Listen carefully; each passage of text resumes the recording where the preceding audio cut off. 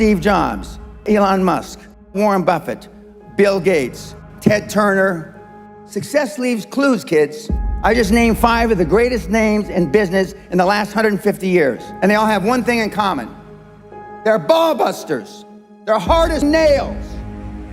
Where does that leave you? I still work 50, 60 hours a week. And I haven't had to work in 35 years.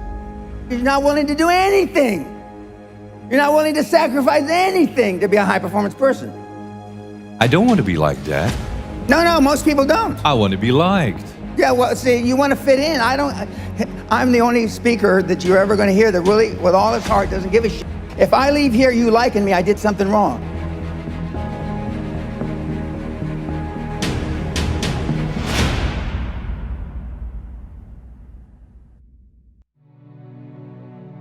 If we would like to improve the quality of our lives, personally and professionally, what would be your advice?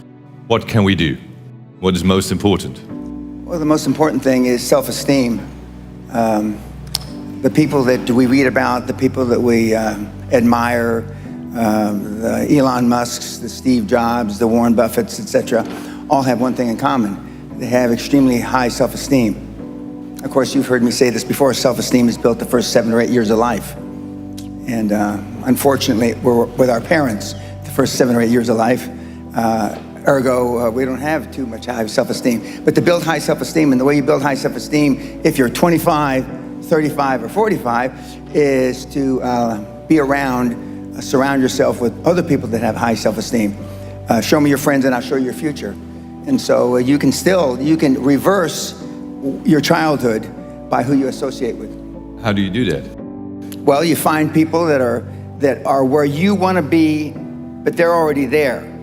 You're 22 years old, you're 32, you're 41 years old, and there's a guy or a gal who's 45 years old who is where you want to be. They've accomplished a lot of things. If you're into, they're saving the world, they're using their money for good causes, go associate with those people, be around those people.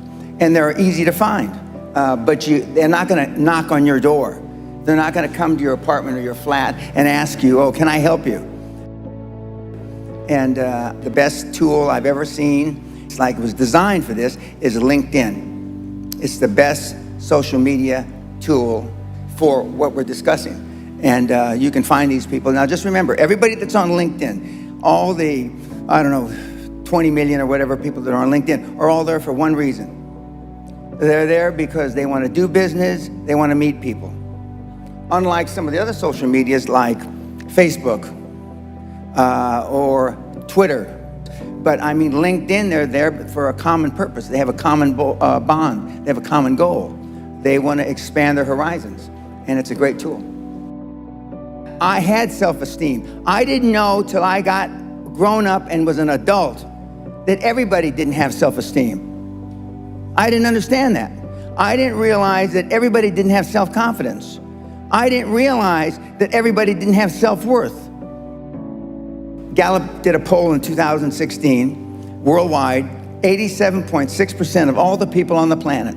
We'll just round it off. 87% of everybody that walks the face of the earth, 7.65 billion people, are unhappy. The high-performance people, the one thing that they all have in common is they're hungry. Hungry for a better life.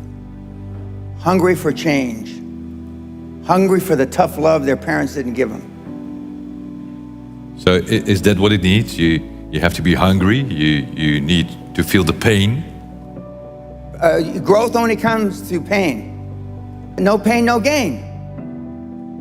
It's the same in life. If love got the job done, you wouldn't need podcasts, you wouldn't need seminars.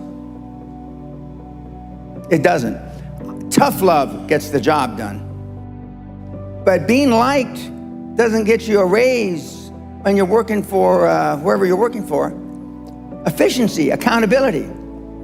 Most people that come to seminars are there because they weren't held accountable when they were growing up. What is your definition of a high-performance person? Being all that you can be every day. 24/7, 365, being all you can be. I asked the question a couple days ago. How many of you can raise your hand, but how many of you have kids? Don't raise your hand now. How many of you would like to have your kids grow up just like your parents? You know the answer, don't you? Close to zero. Because they were shitty role models. Now, I'm not going to ask the second question. How many of you would like your kids to grow up and be like you? But being a high-performance person is a full-time job. I'm like this when I wake up in the morning to brush my teeth. I'm like this when I brush my teeth before I go to sleep. I'm like this 24/7, 365, and I've been like this for the better part of 50 years. I'm always like this. I'm always pushing the edge of the envelope. But the sun is going to gobble up the earth in about between 7 and 11 billion years. Although I'm planning on living a long time, I'm not going to live quite that long. But I just work hard. I don't know any other thing than hard work. And hard work is out of favor now. It just is. But I'm a dying breed. I'm a Neanderthal. I understand that. I'm sad to say that because I know it's a sad commentary for the human race. Because you're not willing to make any sacrifices to be high performance. I still work 50, 60, I don't consider it work. I still work 50, 60 hours a week. And I haven't had to work in 35 years. So the bottom line, you're not willing to do anything. You're not willing to sacrifice anything to be a high performance person. It sounds strange in hindsight. I found making $450 million easy. Easy. And I wanted to do something more with my life. And so when I got into the financial coaching, I wanted to change the fabric of financial coaching, which I have. And I wanted to be known as and now that's what they call me, the greatest of all time. But this was just me flapping my mouth 25 years ago. Now I am the greatest of all time, vis-a-vis creating wealth through people like yourselves. And I wanted to leave that legacy.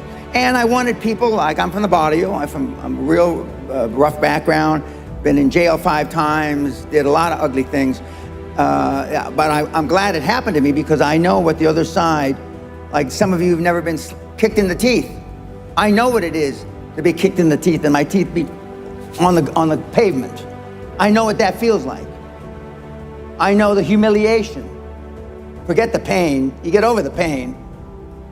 I wanted the poor kids to understand that they had a methodology, there was a methodology used by one of them that was once poor and got in a lot of trouble. You can do it if you want to do it bad enough. The operative part of that little description is if you want it bad enough. Muhammad Ali, arguably one of the greatest fighters ever, he was talking shit since he's 14, 15 years old, I'm the greatest. Before he ever had a professional fight. My father said, if you've got something in your mind, it should come out of your lips. The squeaky wheel gets the grease. And you've been taught all your life not to ask. You've been trained, keep your head down, don't embarrass yourself, don't embarrass the family, don't say things that may not happen. And I do just the opposite. I tell you to set goals beyond your lifetime. I tell you to set goals as soon as humanly possible.